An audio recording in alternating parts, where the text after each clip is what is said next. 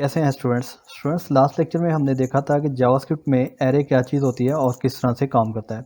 आज की वीडियो में हम देखेंगे एरे को बनाने का दूसरा मेथड कौन सा है। यहाँ पे हमने एक लेट ए नाम का वेरिएबल ले लिया, इक्वल टू कर दिया। यहाँ पे हम लिखेंगे न्यू एरे और यहाँ पे आप ब्रैकेट लगाएंगे। इस मेथड को बनाने का मकसद क्या है? जब हमने लास्ट एरे बनाया था तो उस एरे को हमने इस तरह से बनाया था। हमने फॉर एग्जांपल लेट बी नाम का एक वेरिएबल लिया, इक्वल टू और स्क्वायर ब्रैकेट लगाई। इसमें हमने अपनी वैल्यूज़ ऐड कर दी थी जो भी थी। पहला मेथड तो था ये वाला जो हमने लास्ट वीडियो में देखा था। अब दूसरा मेथड ये है कि हमने यहाँ पे एक वेरिएबल क्रिएट किया, उसमें हमने लिखा न्यू एरे और उसके बाद ब्रैकेट लगा। ये वाला मेथड आपने तब यूज़ करना होता है जब आपको इस बात का पता ही ना हो कि आपके पास एरे में कितनी वैल्यूज़ आनी है। जैसे कि यहाँ पे तो अभी हमने 4 वैल्यूज़ ऐड कर ली थी, आपको पता था 4 वैल्यूज़ हैं। अब अगर डाटा आपका इंक्रीज़ हो रहा है, बेसिकली अभी आपको ये आइडिया नहीं होगा अगर आप बिगनर लेवल पे देख रहे हैं मेरी वीडियो, कि जितना भी डाटा होता है, जितना भी कंटेंट होता है, ये एरे ऑफ ऑब्जेक्ट के अंदर होता है।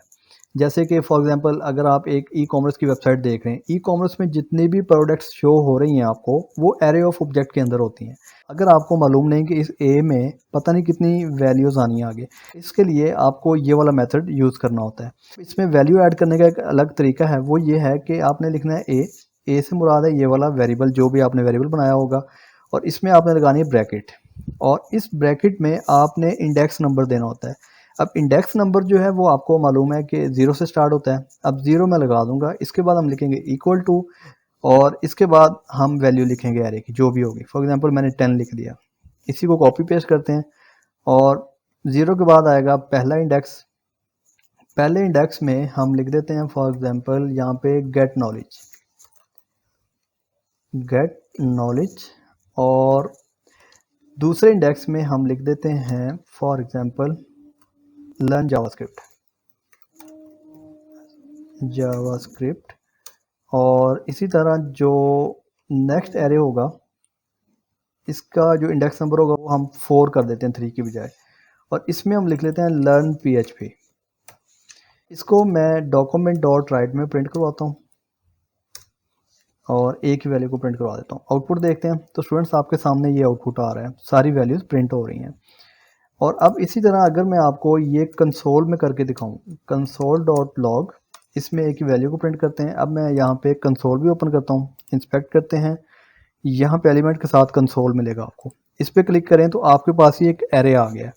अब जब इस एरे को आप क्लिक करेंगे तो आप देखें 0 इंडेक्स पे आपको 10 वैल्यू मिल गई जो ये वाली आपके सामने आ रही है। पहले इंडेक्स पे गेट नॉलेज, सेकंड इंडेक्स पे लर्न जावास्क्रिप्ट, इसमें से तीसरा जो इंडेक्स है वो स्किप हो गया। अब ये देखें यहाँ पे जो तीसरा हमने स्किप किया है, यहाँ पे कोमा लग गया, तो तीसरा स्किप हो गया। इसके बाद चौथा इंडेक्स नंबर आ गया क्योंकि हमने यहाँ पे इंडेक्स नंबर 3 लिखा ही नहीं है, मिस कर दिया, और 4 लिखा हुआ है। अब 4 की जगह पे आपको यहाँ पे लर्न PHP मिल रहा है और लेंथ यहाँ पे आपको 5 बता रहा है। स्टूडेंट्स ये वाला मेथड आपने तब यूज़ करना होता है जब आपको मालूम ना हो कि आपके पास आने वाले दिनों में या आने वाले वक्तों में कितने यूज़र्स आएंगे। तो इस तरह से आप इस तरह का मेथड यूज़ करके इसी ए नाम के वेरिएबल के अंदर आप डाटा को स्टोर करवा सकते हैं। होपफुली स्टूडेंट्स आपको अच्छे से समझ आ गई होगी।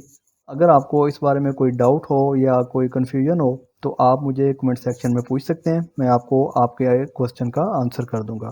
अगर आपने गेट नॉलेज चैनल को अभी तक सब्सक्राइब नहीं किया, चैनल को सब्सक्राइब भी कर लें ताकि आने वाली हर इन्फॉर्मेटिव वीडियो आप तक टाइमली पहुंच सके।